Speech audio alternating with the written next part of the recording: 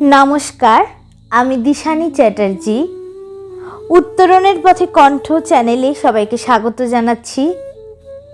আজ আমি আপনাদের সামনে একটি চিঠি পড়ে শোনাতে চলেছি। এক সন্তানের কাছে এক বাবার লেখা চিঠি। এই বাবা হলেন একজন চাইল্ড সাইকোলজিস্ট এবং হংকংয়ের প্রখ্যাত টিভি সম্প্রচারকারী। তার কথাগুলো বৃদ্ধ থেকে তরুণ, শিশু, আমাদের সবার জন্যই প্রযোজ্য। আমার মনে হয়েছে জীবনে চলার পথে এই কথাগুলো খুবই প্রয়োজনীয়। তিনি চিঠিতে লিখেছেন, প্রিয় সন্তান, আমি তোমাকে 3টি কারণে এই চিঠিটি লিখছি। 1, জীবন, ভাগ্য এবং দুর্ঘটনার কোনো নিশ্চয়তা নেই। কেউ জানে না সে কতদিন বাঁচবে। 2, আমি তোমার বাবা। যদি আমি তোমাকে এই কথাগুলো না বলি, অন্য কেউ বলবে না। 3, যা লিখলাম তা আমার নিজের ব্যক্তিগত তিক্ত অভিজ্ঞতা। এটা হয়তো তোমাকে অনেক অপ্রয়োজনীয় কষ্ট পাওয়া থেকে রক্ষা করতে পারে। জীবনে চলার পথে নিম্নোক্ত কথাগুলো মনে রাখার চেষ্টা করবে। যারা তোমার প্রতি সদয় ছিল না, তাদের উপর অসন্তোষ পুষে রেখো না, কারণ তোমার মা এবং আমি ছাড়া তোমার প্রতি সুবিচার করা কারোর দায়িত্বের মধ্যে পড়ে না।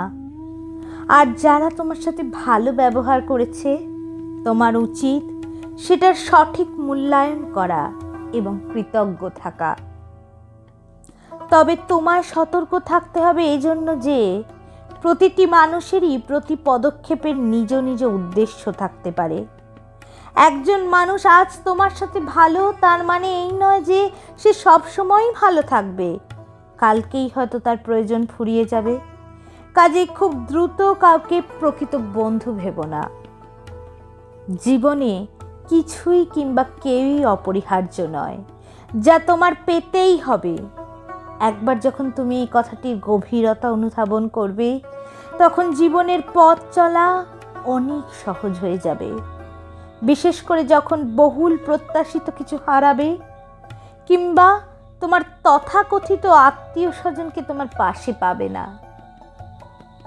জীবন সংক্ষিপ্ত। আজ তুমি জীবনকে অবহেলা করলে, কাল জীবন তোমাকে ছেড়ে চলে যাবে।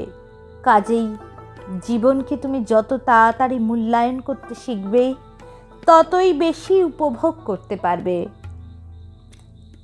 ভালোবাসা একটি ক্ষণস্থায়ী অনুভূতি, আর কিছুই নয়।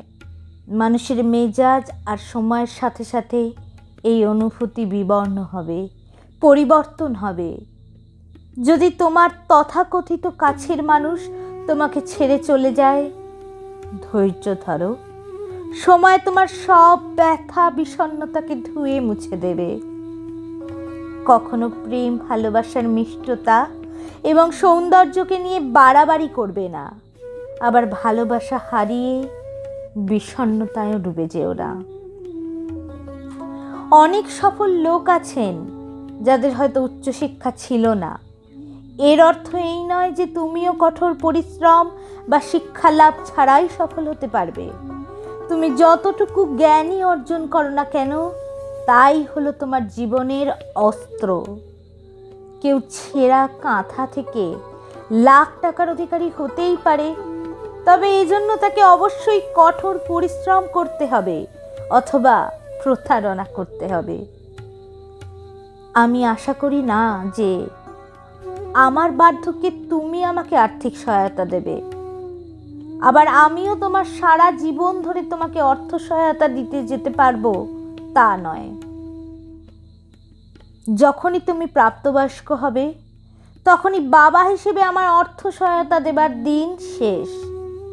তারপর তোমাকেই সিদ্ধান্ত নিতে হবে, তুমি কি পাবলিক পরিবহনে যাতায়াত করবে নাকি নিজস্ব লিমুজিন হাঁকাবে, গরিব থাকবে নাকি ধনী হবে। তুমি তোমার কথার মর্যাদা রাখবে, কিন্তু অন্যদের কাছে তা আশা করো না।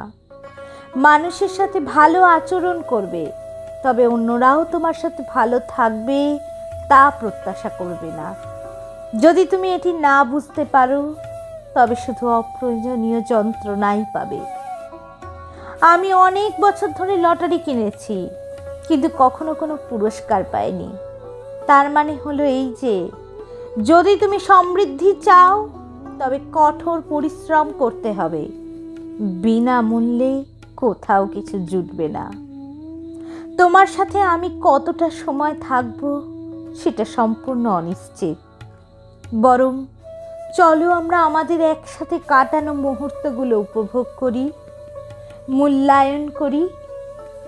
ইতি, ভালোবাসা সহ, তোমার বাবা। ভিডিওটি ভালো লাগলে লাইক করবেন। এরকম আরও অনেক ভিডিও দেখার জন্য চ্যানেলটি সাবস্ক্রাইব করুন এবং শেয়ার করুন। ধন্যবাদ।